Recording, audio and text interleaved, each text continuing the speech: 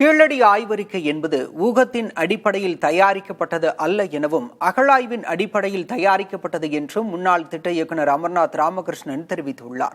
அறிக்கையில் திருத்தம் செய்வது குற்றமாகும் என்றும் குறிப்பிட்டுள்ளார். கீழடி அகழாய்வு குறித்து டைம்ஸ் ஆஃப் இந்தியா நாளிதழுக்கு பேட்டியளித்துள்ள அமர்நாத் ராமகிருஷ்ணன், கீழடி அகழாய்வை நீர்த்துப் போகச் செய்யும் முயற்சிகள் நடைபெறுகிறதோ என சந்தேகம் எழுவதாக தெரிவித்துள்ளார். பன்முக கலாச்சாரம் கொண்ட நாடு இந்தியா என அவர் குறிப்பிட்டுள்ளார். சிந்து சமவெளி நாகரிகத்தையும் வேதகால நாகரிகத்தையும் பேசும் நம் நாட்டின் பிற பகுதிகளையும் கணக்கில் கொள்ள வேண்டியது அவசியம் என கூறியுள்ளார். தமிழகத்தின் சங்க காலம் என்று ஒன்று உண்டு என்பதை நினைவில் கொள்ள வேண்டும் என அமர்நாத் ராமகிருஷ்ணன் தெரிவித்துள்ளார். சங்ககாலம் எது என்பதை அறுதியிட்டு கூற முடியாத நிலையில் அது குறித்து முறையான ஆராய்ச்சிகள் நடத்தப்பட வேண்டும் என அவர் வலியுறுத்தியுள்ளார். கீழடியில் இனி அகழாய்வுக்கான வேலை இல்லை என தெரிவித்த ஸ்ரீராமன் குழு குறித்தும் அமர்நாத் ராமகிருஷ்ணன் விமர்சித்துள்ளார். கீழடியின் பின்னணி பற்றி எதுவுமே தெரியாத ஒருவர் எவ்வாறு இத்தகைய கருத்தை கூற முடியும் என அமர்நாத் கேள்வி எழுப்பியுள்ளார். அந்த இடத்தை நன்கு அறிந்ததால்தான் கொந்தகையில் உள்ள புதைவிடம் குறித்து ஆய்வு நடத்துமாறு மத்திய அரசிடம் தாம் கெஞ்சுவதாக அவர் தெரிவித்துள்ளார். வசிப்பிடத்துக்கும் இடுகாட்டுக்கும் உள்ள வித்தியாசம் இதன் மூலம் தெரியவரும் என்று அமர்நாத் தெரிவித்துள்ளார். ஆய்வறிக்கையை திருத்தம் செய்வது குற்றமாகும் என்றும் அமர்நாத் திட்டவட்டமாக கூறியுள்ளார். ஆய்வறிக்கை அறிவியல் ரீதியாக இல்லை என கூறியுள்ள மத்திய அமைச்சர் கஜேந்திர சிங் ஷெகாவத், முதலில் அதனை படித்துவிட்டு கருத்து சொல்லட்டும் என்றும் அமர்நாத் ராமகிருஷ்ணன் பதிலளித்துள்ளார்.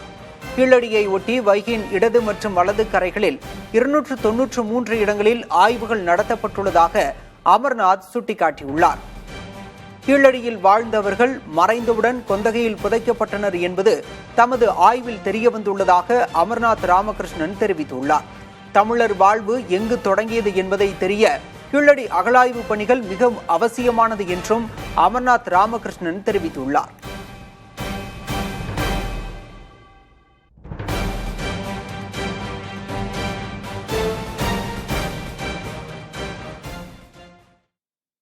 சரஸ்வதி நதி நாகரிகம் தொடர்பாக வட மாநிலங்களில் மேற்கொள்ளப்படும் அகழாய்வுகளில் முழுமையாக தகவல்கள் இல்லை என விமர்சித்துள்ள தொல்லியல் ஆய்வாளர் அமர்நாத் ராமகிருஷ்ணன், இந்தியாவில் 2ஆம் கட்ட நாகரிகம் முழுமையாக பரவியதற்கு கீழடிதான் சாட்சி எனவும் குறிப்பிட்டுள்ளார். சிந்து சமவெளி நாகரிகம் முதல் கட்ட நாகரிகம்னு இந்தியாவில் சொன்னோம்னா, 2ஆம் கட்ட நாகரிகங்கள் கங்கை சமவெளியில் மட்டும் ஏற்படவில்லை, தென்னிந்திய பகுதியிலும் ஏற்பட்டிருக்கிறதுங்கிறது தான் கீழடி சொல்கின்ற ஒரு தகவல். இந்தியாவில் பரவலாக 2ஆம் கட்ட நாகரிகங்கள் ஏற்பட்டுள்ளன. அதில் குறிப்பாக தென்னிந்திய பகுதியில் தமிழகத்தில் 2ஆம் கட்ட நாகரிகம் ஏற்பட்டுள்ளது என்ற செய்தியை கீழடி சொல்லுது. சரஸ்வதி நதியை கண்டுபிடிச்சிருக்கேன்னு சொல்கிறாங்க. சரஸ்வதி நதிங்கிறது பார்த்திங்கன்னா கக்கர் ஹக்ரா என்று அழைக்கப்படுகின்ற ஆறு தான். ஒரு காலத்தில் ஹரியானாவில் இமாச்சல பிரதேசத்தில் தொடங்கி ஹரியானா வழியாக ராஜஸ்தான் பாலைவனம் வழியாக சென்று குஜராத் பகுதியில் கலந்ததாக இந்த கக்கர் ஹக்ரா என்ற நதியை சொல்கிறாங்க. ஆனால் அந்த நதிக்கும் இன்றைக்கி தோன்றப்பட்டுருக்கும் கிட்டத்தட்ட ஒரு 500 கிலோமீட்டர் டிஃப்ரென்ஸ் இருக்குது. அப்போ 500 கிலோமீட்டர் டிஃப்ரென்ஸுக்கு அந்த நதி பரவி இருக்குமாங்கிறதுக்கான பதில் நம்மகிட்ட இல்லை. ஆய்வுகள் பார்த்திங்கன்னா ஒரு இப்போ தான் செஞ்சுருக்காங்க அந்த ஆய்வுகள். அதில் அவங்க சொல்கிற கருத்து பிஜிடபிள்யூஆர் சொல்கிற பெயிண்டட் கிரேவேர் கல்ச்சர் தான் அங்கே கிடைக்குது. பெயிண்டட் கிரேவேர் கல்ச்சருங்கிறது கிட்டத்தட்ட கிமு 1000 நூற்றாண்டை சார்ந்தது தான். வேத காலத்தை ஒட்டி, அந்த காலத்தை ஒட்டி, அந்த காலத்தை சற்றி ஒட்டியே தான் இருக்குது. அந்த இடத்துல அந்த ஆறு கிடைத்திருப்பதற்கான சாத்தியக்கூறுகள் இன்னும் முறையாக அவங்க விளக்கி சொல்லலை. அந்த எஸ்கேவேட்டரை தான் அதை விளக்கி சொல்லணும். சொன்னால் தான் நமக்கு தெரியும். குற்றத்தை செய்ய மாட்டேன் என அமர்நாத் சொல்லும் போதே அவரை யாரோ குற்றம் செய்ய வற்புறுத்துவது தெரிவதாக மதுரை எம்பி சு வெங்கடேசன் தெரிவித்துள்ளார். மத்திய தொல்லியல் துறைக்கு அமர்நாத் ராமகிருஷ்ணன் பதிலளித்த விவகாரம் தொடர்பாக சு வெங்கடேசன் புதிய தலைமுறைக்கு அளித்த பேட்டியை பார்க்கலாம்.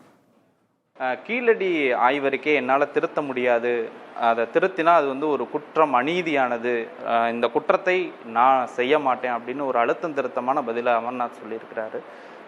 எப்படி பார்க்க வேண்டியது இருக்கு? அந்த குற்றத்தை நான் செய்ய மாட்டேன் என்று சொல்லுகிற பொழுதே அதனுடைய இன்னொரு பகுதி இருக்கிறது. அந்த குற்றத்தை நீ செய் என்று சொல்லுகிற ஏதோ ஒரு குரலோ ஒரு மனிதரோ இருக்கிறார்கள் என்று அர்த்தம்.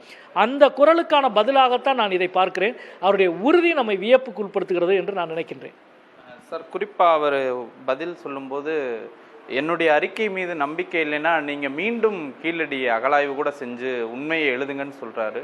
நீங்கள் இந்த விஷயத்தில் மத்திய அரசுக்கு சொல்லக்கூடிய விஷயமா என்ன சார்?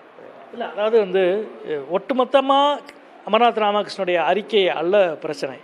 அந்த அறிக்கையில் இருக்கிற அவர் சொல்லுகிற ஒரு உண்மை, குறிப்பாக கீழடியினுடைய காலம் என்ன, கீழடியினுடைய ஆரம்ப காலம் கிமு 3ஆம் நூற்றாண்டிலிருந்து கிமு 5ஆம் நூற்றாண்டு வரை அதனுடைய ஆரம்ப காலம் இருக்கிறது என்றும், அதே போல் 5ஆம் நூற்றாண்டுக்கு பிறகு கிபி 2ஆம் நூற்றாண்டு வரை அதனுடைய வளர்ச்சியடைந்த காலம் இருக்கிறது என்றும், 2ஆம் நூற்றாண்டுக்கு பிறகு அதனுடைய வீழ்ச்சி காலம் இருக்கிறது என்றும் தான் அவர் ஒரு வரையறுக்கிறார். இதில் இந்த முற்பகுதி இருக்கு இல்லையா, கிமு 3ஆம் நூற்றாண்டிலிருந்து 5ஆம் நூற்றாண்டு வரை இந்த முற்பகுதியை அவர்கள் ஏற்றுக்கொண்டால் வட இந்தியாவிலிருந்து தான் நாகரிகம் துவங்கியது, எழுத்து துவங்கியது, அங்கே இருந்து தான் தென்னிந்தியாவுக்கு எல்லாம் கொடுக்கப்பட்டது, பகிரப்பட்டது, வந்து சேர்ந்தது என்று சொல்லிக் கொண்டிருக்கிற இந்த ஒரு கதையாடலே இப்பொழுது தலைகீழாக மாறுகிறது. அங்கே 5ஆம் நூற்றாண்டு, இங்கே எப்படி 8ஆம் நூற்றாண்டிலே வருது அப்படின்னு. எனவே இந்த உண்மைதான் அவர்களை இவ்வளவு பதட்டமடைய செய்கிறது. இந்தியாவின் மிக உயர்ந்த வேத நாகரிகத்தை பற்றியே பேசுகிற அவருடைய சொல்லாடல்கள் எல்லாம் மதிப்பிழக்கிறது. எனவே தான் இந்த உண்மைக்கு எதிராக அவர்கள் ஒரு கூர்மையான தாக்குதலை நடத்தி கொண்டிருக்கிறார்கள்.